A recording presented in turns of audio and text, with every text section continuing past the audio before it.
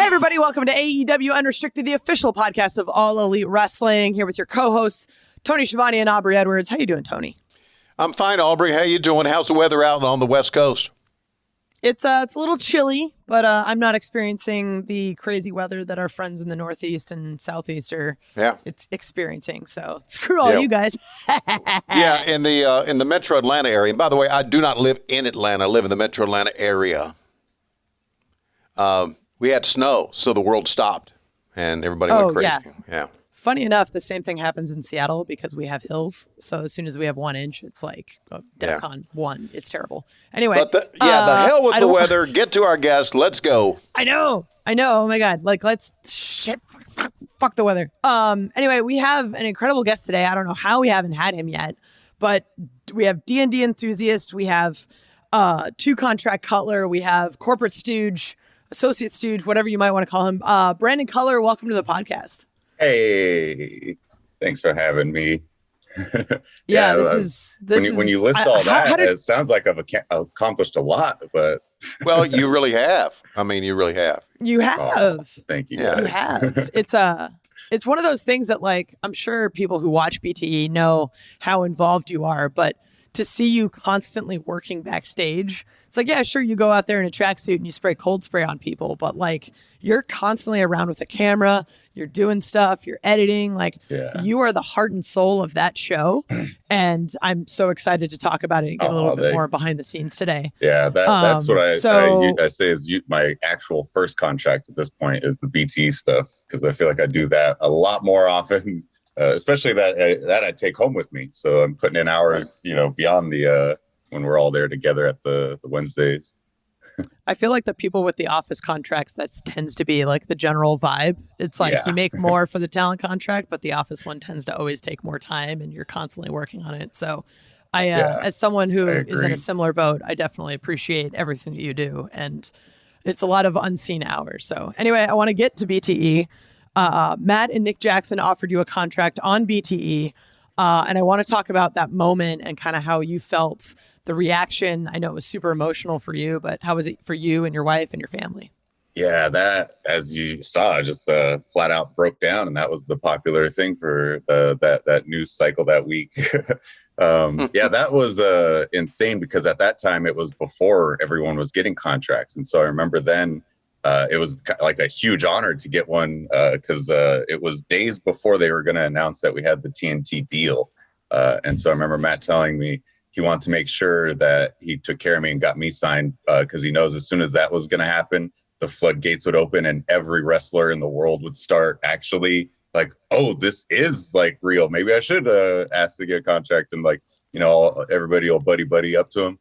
So that meant a lot to me, that they were like, yeah, we want to make sure we got you in the door before that happens and before like everyone under the sun comes. And then also just in my personal life, me and my wife at that time were just struggling, as any indie wrestler is, to get by. And she was making gear nonstop to just try and make ends meet. So that was an answer of like, oh my gosh, we don't have to worry about like literally every week just grinding and trying to make enough to just get by, not even necessarily save anything or have any extra money. So that also is where the tears came from. It's like, my wife doesn't have to keep working nonstop. Does she still make gear, Brandon? She makes the Young Bucks gear still, yeah. She makes that crazy looking stuff? Yeah. Oh yeah. And she's currently working on some for this next week that we're about to meet up. Wow. It's the best, man. Yeah. It is the best. It's like stepping right. It's like shower curtain shit. I mean, not to disparage her, but that's what the Bucks want. I mean, that's what she's going for. Yeah, right. She calls it. She creates fashion crimes. Is how she words it. Yeah, she goes against everything like that she would want or normally do, and she goes like, "This is ugly, or this looks bad. I'm going to do that with it." Sure, I got it. Your debut was at 2019 Double or Nothing, and I think we got this right, because Stacy does great notes and great, just great work for us. We don't appreciate Stacy enough. First, you were the first person ever to do an entrance and step foot in an AEW ring. Yeah. Damn. Can't take that away from you, can they? No. Yeah, I forget I did that too. That's nuts. Thinking about back to, it's been, we've done so much in the 3 years we've been a company. So like thinking even just that of, that was the thing that happened. Yeah, that was wild. It was a great reception when I walked out. I think just because it was like, the buzz is in the air of this huge show that's building. And then just it's like, hey, here we go. We're starting. Right. Sure. Yeah. Yeah. Oh my God. Yeah. That was incredible. I remember backstage too, because it was the where 5 people come out at once. Right. And we were all like I didn't even want to come out first. I was like, it's somebody else. Like you go out first. And like, no, I don't want to. Like everyone was nervous. They're like, I don't want to go out first. Like you go.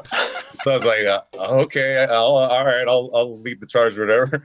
But like nobody wanted to be the first one out. I think everybody wants to be in the comfortable, like I'll be second or like fourth in there.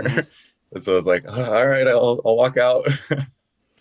It's that fear of being the opener, I think, as wrestlers and people in wrestling. It's like I don't want to, like, I want the comfortable, like, crowd's already warmed up. Yeah. Like I don't have to worry about being the one to like get them all riled up. But it's like that show sold out in like 5 minutes or whatever. So it's like the crowd's already warmed up. You took the advantage of like, you're going to take the first spot, of course. Yeah.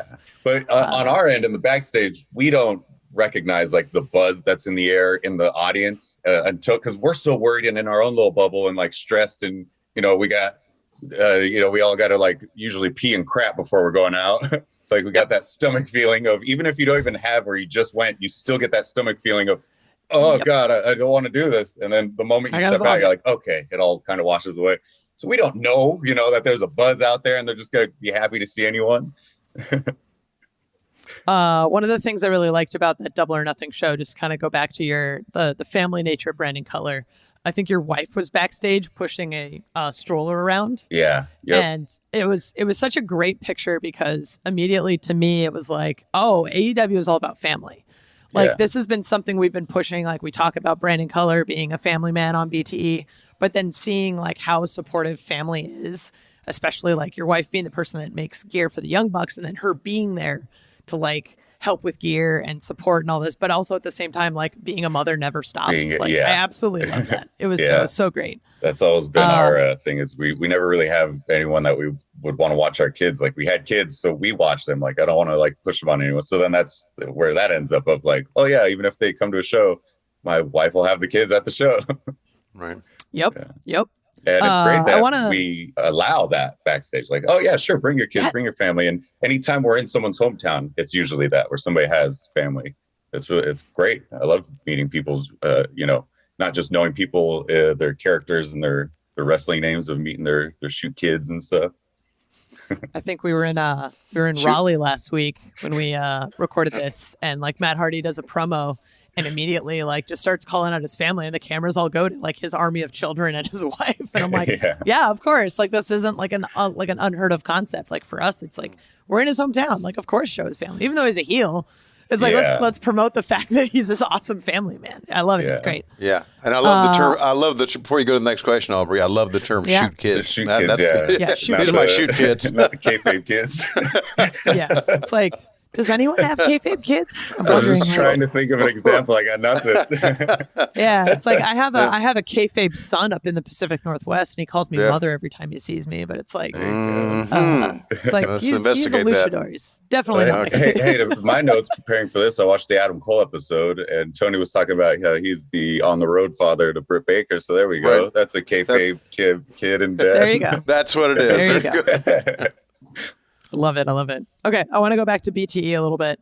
How did you originally become involved with BTE and the content creation and all the behind the scenes aspect of that? So that really started happening when AEW was kind of announced, but we still were only doing pay-per-views. So like there would be 3 months in between some of our shows. And so the Bucks would go like pop in at some of the indies around the US to like build buzz and just do something too. And so anytime they were doing that around in SoCal, or even when they would go to AAA in Mexico, they would have me tag along, and then I would just film for them so that it's not one of them or it's not a selfie type camera angle. And then just while I was hanging around him, the three of us, we get along so well and we have the same kind of like mindset that I would just pitch some ideas of like, oh, maybe you should say this, or, oh yeah, well, you said this a couple episodes ago. Let's bring that back and say that again. And so we would just mesh so well that I think that's what kind of led them to be like, yeah, we should have him just with us all the time to help film this, because it's way easier to have someone, film them too, since they're the stars of it. And then just to like remind and like, I kind of keep a little catalog of a lot of BT stuff going on. So it's kind of like, you do the job that you want before you actually get as that, where I was kind of like, yeah, this would be a fun thing to do, is go on the road with you guys. Even if I'm not a wrestler, of like, yeah, if I just do this BT thing, that'd be cool. And so I was kind of hoping to even just like get my foot in the door with that, of like, yeah, even if AEW doesn't want me as a wrestler, maybe I can just, be some production or something. Yeah. So fans know, and so we know, just to be clear, you, as far as BT is concerned, you shoot and you also, do you edit it together and post it? Yeah. Yeah. So you're the producer behind all of this. Yeah. Nick was doing it for the longest time. And then, like I said, around that when AEW was born kind of a thing, that's when it started to transition. Cause then I would film it, but then Nick would still edit it. And then after a little while, I would just like take it off his shoulders, or I'm like, hey, if you want me to edit it this week, I'll edit it.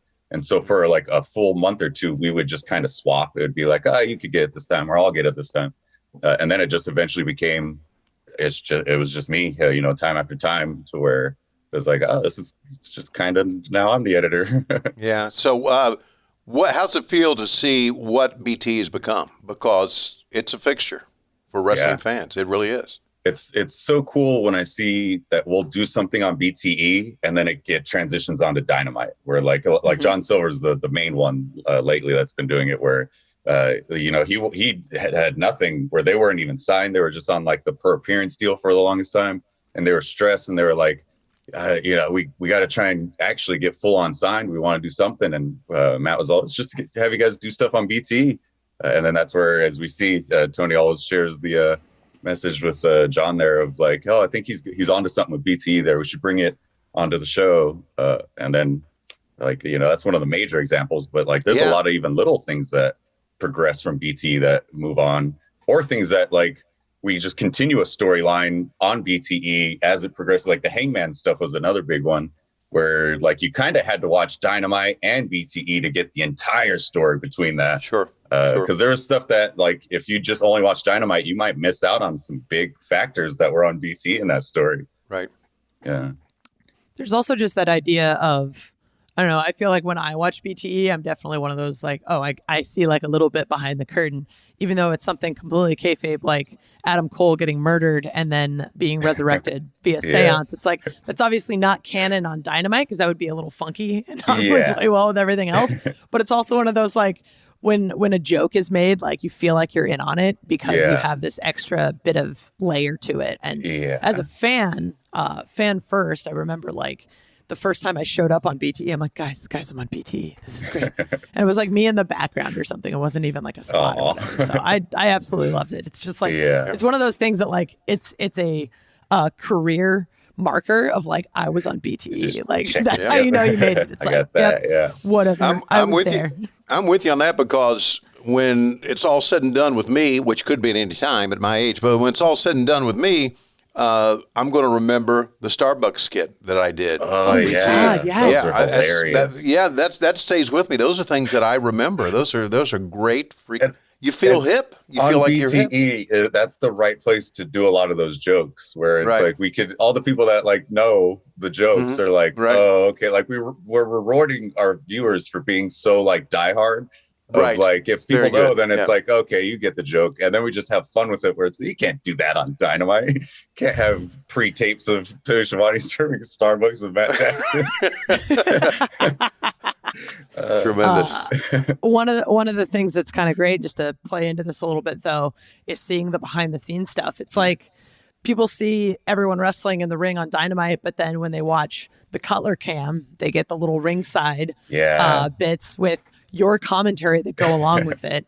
And it's almost like you get this extra depth to the match because we're watching what your perspective is, which is often like in the corner, and the guys will come over and like say some stuff, which always happens in matches, even if it's not BTE. Like everyone's just kind of like, I know I'm trying to like joke around and have fun in my matches, even when it's like a super serious situation. So when did the idea to do the Cutler Cam sort of come around? I think it was probably Matt's idea. I'm sure that it was like, oh yeah, I'll just get some footage while I'm out there with you guys. And then as I got more comfortable, just flat out filming and not being like, oh, this is kind of weird, because like we have full on like tens of thousands of dollars worth of cameras filming this, that I have a little, or I had my cell phone. I'm like, this is terrible footage compared to what we're producing. But then it just, we'd watch it back and we'd be like, oh yeah, did you catch that when I told you this in the thing? I'm like, yeah, I have that on video actually. And that was like the fun little Easter egg in BT then, to where I have a lot of footage. As you say, a lot of us talk a lot out there, to where I have so much footage that I'm like, one day this will be really cool to show the world.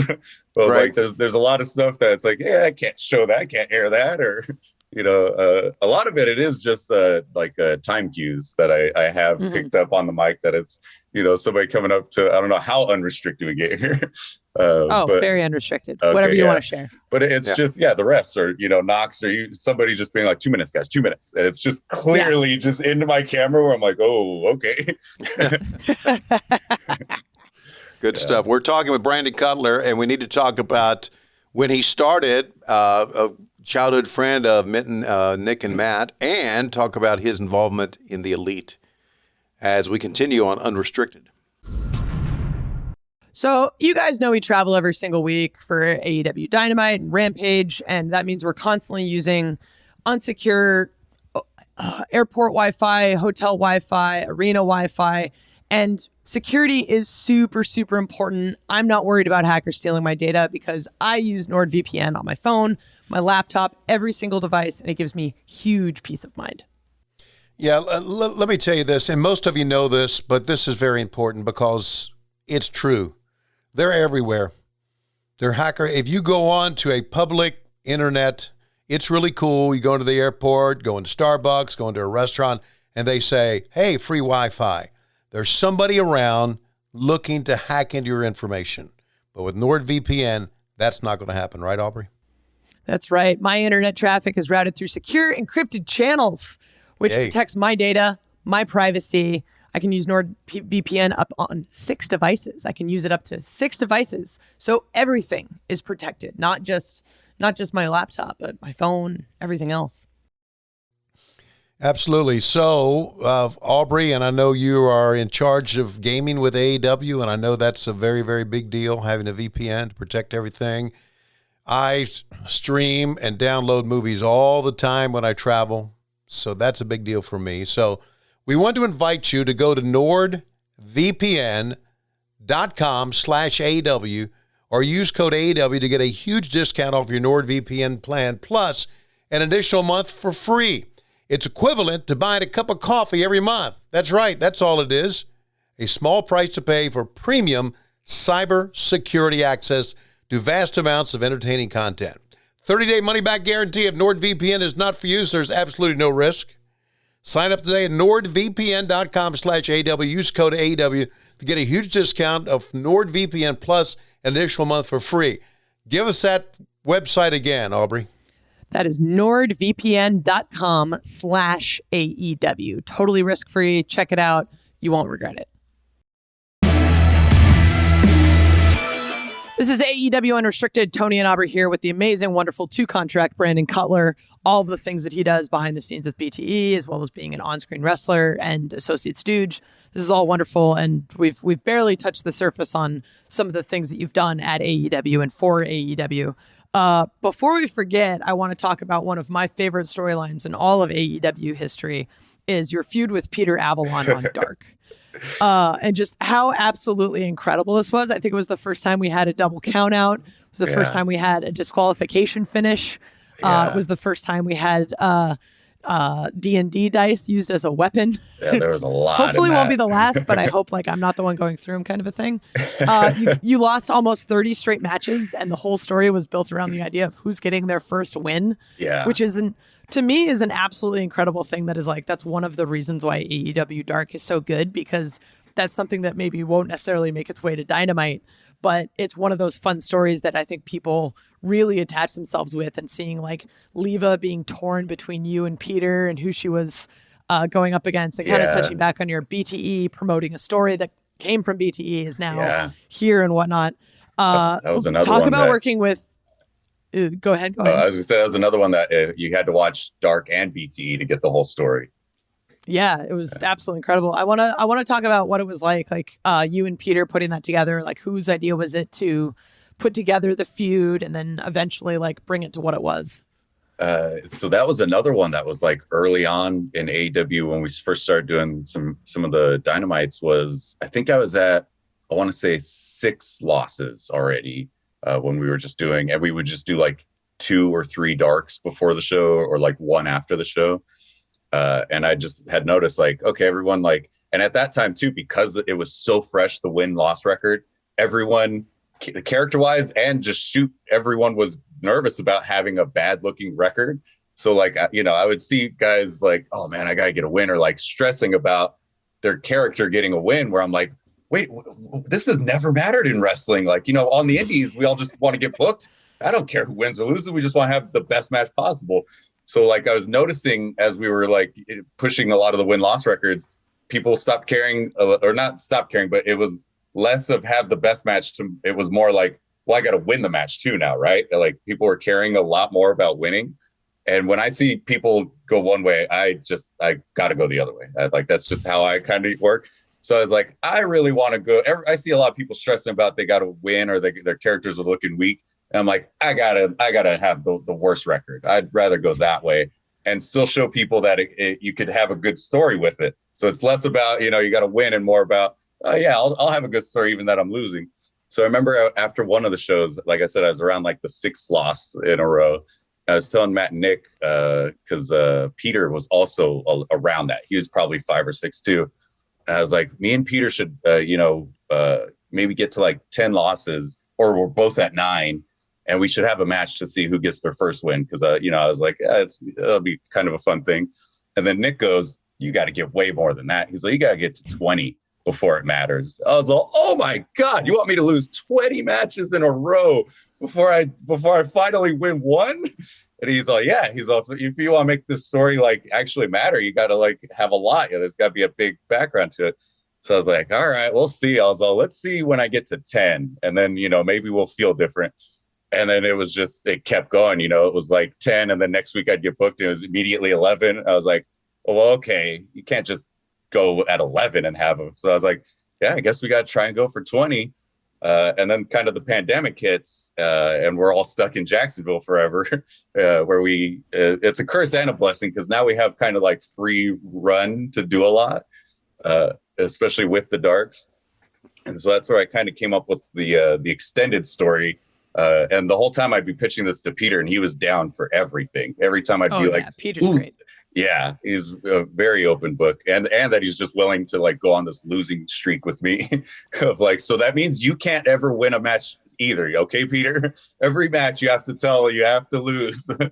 And so we kind of outlined it to where it would be like, okay, we'll finally just have that match. And then when we would finally book it was going to be, all right, one of us wins. And I originally wanted him to win, because I was like, okay, you could get a win. And as a heel, you could parade around that you're undefeated now. You got a streak, even that it's just one. So that's the direction I wanted to go, because I was like, me as the babyface, I could get a win later down the road and it'll still be cool. But I'm like, let's get you the win first. And then again, Nick was just like, well, no, on the storyline, like the babyface has got to win this whole feud. You got to go that route. So we're still kind of on the fence of who's going to win. And then when we were going to have that match, everyone would come up to me and be like, are you guys going to actually do it? Or is it going to be like a DQ? I want you guys to keep continuing this. So then we did the first one where I think the first one was a double count out. Yes. And then we were like, okay, and then we'll book the next one, and that will have the actual winner, to where I even had some of our our production crew do it. I did like a promo, and we were saying this is going to be like the last one or whatever. And then in the middle of from what that week to the next week, again, everyone was getting on the case of like, you guys got to keep this going. You can't end it yet. So it was like, okay, I guess we'll do a double DQ if Tony's good for it, because we don't want to do a bunch of DQs. So we asked him, and he was like, okay, yeah, I'll let you guys do it. So we were like, okay, so now we'll end that second match in a double DQ now. So where it kept going on, where I was like, well, when are we going to end this? Like, we can't go. So I was like, okay, rules of three. The third one, let's actually end it. And then that's where, along with the Young Bucks storyline, where they could like come out because they were trying to get some redemption in their characters at that time too. So it was like, oh, okay, this works out if they come out for my win at the end there. But it was really cool that Peter and Tony and like the company is that we were allowed to just make the storyline and like run it by him. And he was like, oh yeah, that's great. Throughout the whole thing, he just approved kind of everything as we were going. Right. And it progressed just because he just let us kind of have so much free reign with it. We're talking with Brandon Cutler, and of course, he is part of a big storyline now, which is the Elite faction. And you come out with the tracksuit and the face mask on, and obviously behind the scenes, they really give you shit. Even mispronounce your name and all that's really. When did you realize? I know the face mask started at part of a legit injury, but when did you realize, hey, this face mask is here to stay? Yeah, it was, I think, the second or third week that I was wearing it, that I would just like see pictures of myself in it. And I'm like, oh, well, this is a look like this, like just being a bald, like white guy, it's so default, like, right. There's just nothing to it. It's like, oh man, in wrestling, you got to have a little something else to like, make you look a little more like a star. And so I was like, I can't just be a plain. That's why I started doing the face paint when I was the Dragon guy, because it was like, it's kind of boring when I just got nothing. Right. And then when I switched over to the Stooge, the face mask became like, oh, well, now that's my face kind of a thing. So that's where, like, I'm well past healed the injury. Like, it only took like 3 or 4 weeks to get cleared from it, where I still get people asking me till this day, like, are you still injured? How long does it take to get your face healed? And I'm like, it's been healed, guys. This is just my face now. Like, this is what my face looks like. I look like this. Yeah, it's with the clear mask. That's what my face is. So with along the mask and the tracksuit, I think I know, but I want to get confirmation from you. Where did the cold spray come in from?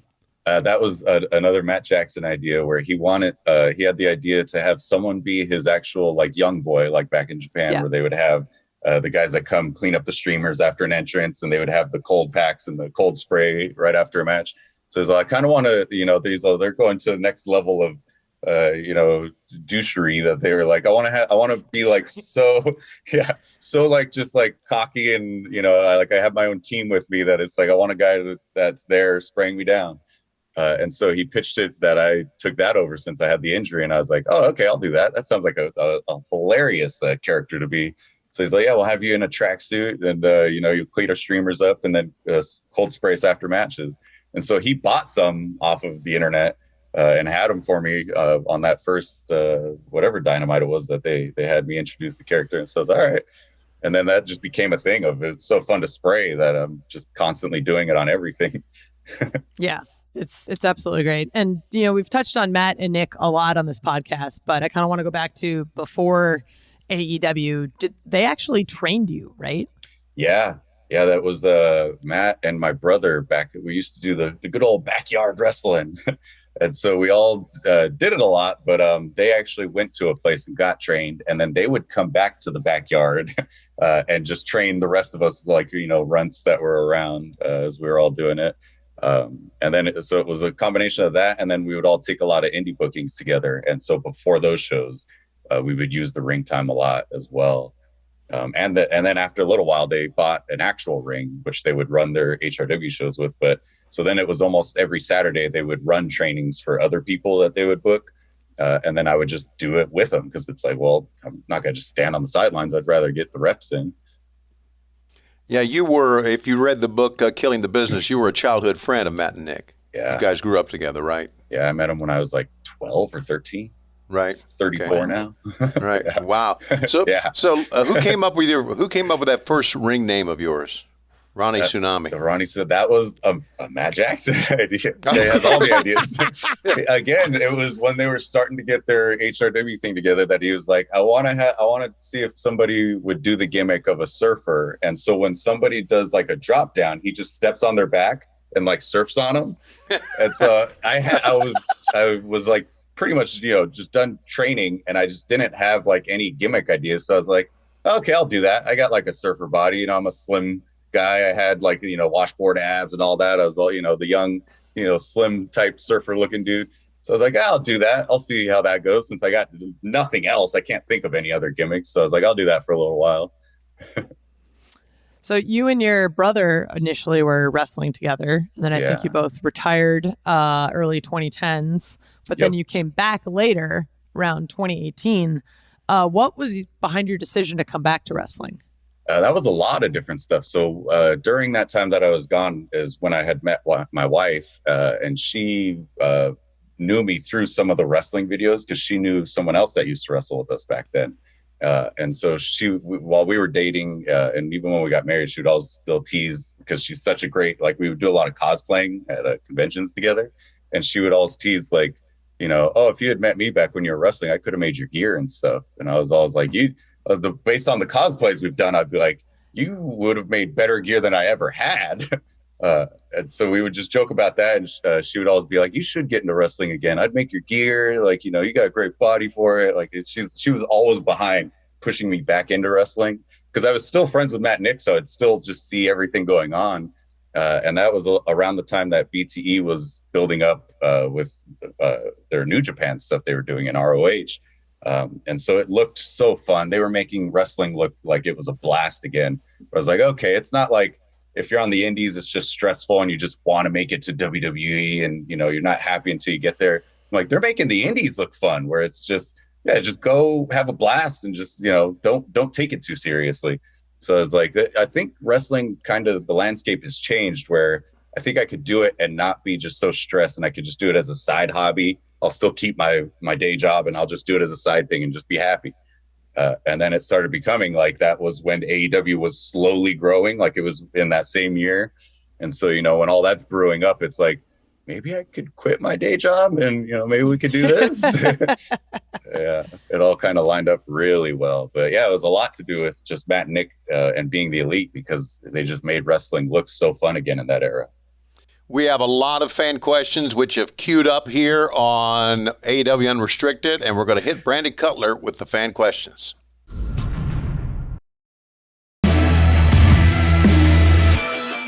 Hello and welcome to AEW Unrestricted. You've already been listening to the amazing Brandon Cutler talk a lot about his involvement with Matt and Nick since he was 12 years old, getting into wrestling, getting out of wrestling, getting back in, and now being the guy behind BTE and all of the magic that happens on screen there.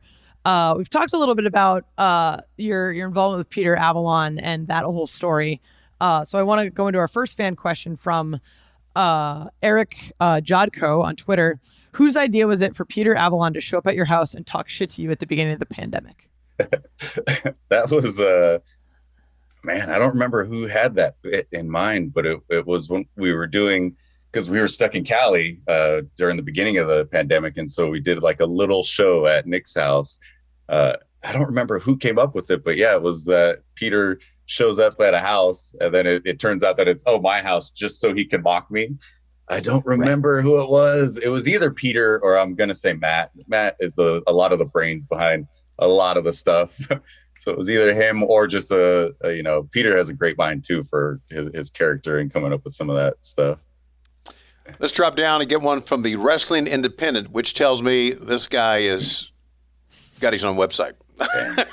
Yeah. How much cold spray do you inhale, Brandon? Ever accidentally get high or lightheaded off of it? No, I'm never just spraying it before I go out. That's my. Yeah, you got the mask, right? A lot of the guys do the hot stuff before they go out. I'm just cold spraying. Right. Get that cinnamon scented cold spray to really just open up the nasal cavities. Yeah. Oh, dude, you should go into that, sell that. I thought guarantee about that you, like one everyone time when backstage. I was starting to run low on some of the cold spray, and I was like, I wonder if I should just bring some like just like the house scent sprays and like make that like a bit like, Brandon, you idiot, this is a cold spray. Like I'm just like, I ran out, guys, I'm sorry. So it's still an idea that I have, that maybe I'll eventually do, but I think that's a funny go-to. Is just my character just is any kind of sprays now at this point. You just come out with hairspray. Suddenly, makeup department's complaining that all of their hairspray supply is being dwindled. You can't tell why. We don't know. Question from Lamora. Is there anything about the creation of BTE episodes that most people are unaware of that would help them appreciate it even more? Man, I'm not sure. I mean, like everyone knows I have to edit it, but that's not a known thing. The one is usually after pay-per-views, because sometimes if it's on a Sunday, the pay-per-view, BT comes out Monday morning. In California time, it's 9 a.m. And East Coast it's 12. But I'm like, so those on the pay-per-view nights when we're all done at whatever time it probably is in close whatever to time midnight. zone. Midnight or 1. We get to the hotel at 1. I usually, because I always try and get like a lot of the like ringside or match stuff, and I like to make a little like music video of the match for a pay-per-view thing, because like they're 5-star matches, so I'm like, I don't want to just do like my commentary like any other Dynamite or something. I want to make it a little special, and so those take usually about 3 or 4 hours to edit. So I remember the last pay-per-view. I think I went to sleep at 6:30 or 7 a.m. I was like, all right, BT is uploading. I'm going to go to sleep. So like, Matt's the one that always has it like go live. He'll switch it over. And so I'm like, it's uploading. I'm going to go to sleep. Hopefully it just uploads while I sleep. But I guess that's the one if people want to know appreciating after pay-per-views, how I get you guys a BTE within hours of the pay-per-view ending. So 4 times a year, not too bad. Craig Evans wants to know, when can we expect more Critical Botch? And if you could have any wrestler guest star over an episode like Paul White did, who would it be? I definitely want to have Nyla or Evil Uno guest, because ever since the beginning of it, they've been expressing interest that they're like, oh, that'd be fun. I'd like to do that. It's just we never know when the next one's going, because we just try and every time we're at home of like, hey, do you guys want to try and play it? And then like 2 people can't. So it's like, okay. And that's a common thing in D&D, as it's a common joke that the hardest part of D&D is getting a grown adults to get together, for an allotted time. So the answer of when the next one is, that's undetermined. Never know. Usually at the fan fests, we've been doing it. So at least you'll get one at the fan fests for sure. There we go. Yeah. E-Rock asks, now that you're the Stooge and no longer the Dragon, I feel like you and Nakazawa would make a great team. Are there any plans for a tag team run with you two? Yeah, I thought of that. That would be another great dark like kind of story I think I could kind of come up with the two of us tagging. I feel like me and Peter did the whole like the tag team that doesn't work. Like we just can't get on the same page. That was fun to explore, but I feel like me and Nat could be just the Goon Squad kind of tag team. Flighty by Name wants to know, when are the Bucks, and I was wondering about this myself, when are the Bucks going to permit you to wear the coolest gear in wrestling again? We miss the epic dragon coat. Yeah, that's definitely something I would love to explore again, because I was realizing the entire run of that dragon jacket was in the pandemic in Jacksonville. Like live audiences, I think I had it for like 2 episodes before the pandemic of like that I got to go out in a stadium and people could really see it. But I'm like, that whole thing, the dragon mask was pure pandemic era. No one, in a stadium has ever seen it kind of a thing. So I was like, yeah, I'd love to eventually bring it back just so that people could see it in person. So I would love to. You know how wrestling is though. Who knows if like I just do this cold spray thing the rest of my career, it's what I'm known for or something, and I never get to explore it. Yeah. But I personally would love to explore it again at some point. I love it, particularly just because of the timing of things. Like for Elite General Manager, season 2 was all focused on the Elite. And I remember talking to our artists, and they're like, "We're so excited to do an alternate skin with Brandon Cutler and the dragon cape and the mask." And I'm like, "Guys, he doesn't do that anymore. Like, we have to prioritize the track jacket, and then once you get that, then you can go do the other one." And they're like, "But it's so cool." And I'm like, I understand. I'm going to be that awful project manager and tell you that this isn't as important. Yeah. Even though honestly, we all love it and we all want to see it first. So that's I'm glad we had the time to squeeze it in at least. Yeah, the wrestling cycle, it goes so quick that it's like a lot of the stuff that Young Bucks is coming out where they're still wearing tassels, and it's like, man, that's kind of old at this point. Yeah. But it's just the wrestling cycle. It goes so fast. I mean, you're having new Jordans released every week, and then you've got to have Young Bucks like match with the Jordans. You can't keep up. It's too difficult. Yeah. One feral raccoon asks, on a scale of 0 to Lego brick, how painful are D4s to land on? That's a question for Peter, though, right? Because I have no idea. I can assume. I would think D4 is because it's a little caltrip. It's a little pyramid. There is no like a Lego brick. You at least it's a flat end. So if you land flat on it, you might be okay. But it's a pyramid. That's a lot of stabbies. I would assume it's a lot worse. Jake Chavez wants to know, what's your brother Dustin up to? He's a personal trainer now. That's what I was doing. Also, when I was out of wrestling for those years, I was a personal trainer. We were both going down that road. And then he's moved to Texas since then, and he's a successful trainer out there. That's awesome. Cool. This is an interesting question that I definitely want to know more about.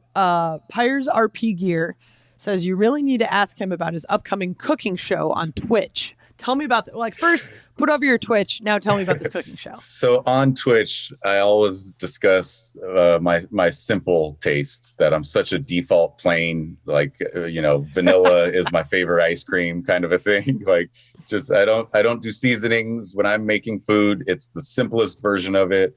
My wife loves lasagna, so I'll tease her about how many steps it takes to make a lasagna, where I'm like, I'll never do that in my life. That's way too much work. Like, just warm up a Pop-Tart or something for me. Right. I'm with you, buddy. That's a hot topic on my Twitch, is my food takes, or my lack of cooking that I do. So the cookbook, if I ever did one, would be a 2-step cookbook of, warm and eat. Cleric of Bahamut. Did I say that right? Favorite video game of all time? Ooh. Wow, of all time. Jeez. I don't know. There's a lot of them, buddy. That's too big. I don't know. I could tell you my favorite game right now is Sea of Thieves. Yes. Yeah. That one's for the last 2 years, that's been my favorite game. So, but I don't know about all time. Yeah. Goes back quite a while. Yeah. Yeah. Sarah Sutphin says, I'm fairly new to D&D and I love it. What is your favorite type of character to play and why? And do you have any tips for people who are newer to the game? Oh, nice. I loved a DM is the most stressful thing you can do. Never become a DM if you can avoid it. But as a player, everything's fun. All the character classes are fun. I had the most fun playing a paladin because they could do a little bit of everything. They can do some physical damage, some magical stuff. They can heal themselves, so you don't got to rely on other people. And tips for it, I'd say just don't worry too much about rules, because there's a million of them. And if you're playing with other people that are experienced, they'll explain it to you as you go. Don't worry about trying to learn it all before you ever play. Learn it on as you go. And that kind of leads into this next question by HT. He actually asked a couple of questions, but I'm going to pick this one out. Is there an AEW D&D group that plays together? That would be a killer YouTube show. Hey, there is. It's a YouTube show that we do called Critical Botch. Right. Playing into the botches in wrestling. And it's myself, Peter Avalon, Leva Bates, the best friends, Chuck and Trent, and Orange Cassidy, that we've all been playing a game together, where we've done some at the live events that we hold for our pay-per-views. We've done it a lot during the pandemic on Twitch, and then I would just transfer those videos onto YouTube. You could just look up Critical Botch. But yeah, we've all played, I want to say 10, 15-ish games, somewhere around there together. I think my favorite part of Critical Botch is that Chuck Taylor's name is Doc Martin. Yeah, just so you did another shoe. There we go. Another shoe. I didn't know, honestly, I didn't know that Chuck Taylors were a shoe until he started being Doc Martin. And then I was like, why do I know Doc Martin? And then he explained the whole joke to me. And I was like, oh my God, I'm an idiot. Speaking of shoes, how can we get through this podcast without talking about shoes? Hey. Jeff Swartz asked, please have Brandon list his top 3 shoes. Oh, geez. That I own?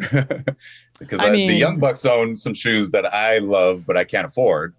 Yeah. I mean, Nick shows up with the J Balvins last week, and I'm like, I was going to say, that was my top shoe. That's my number one shoe I've loved since it's come out. I can't afford it, though, but Nick bought it that week, and I was so jealous. But in my own collection, I love the Nerf shoes that I've been kind of known for, the ones that look like melted crayons.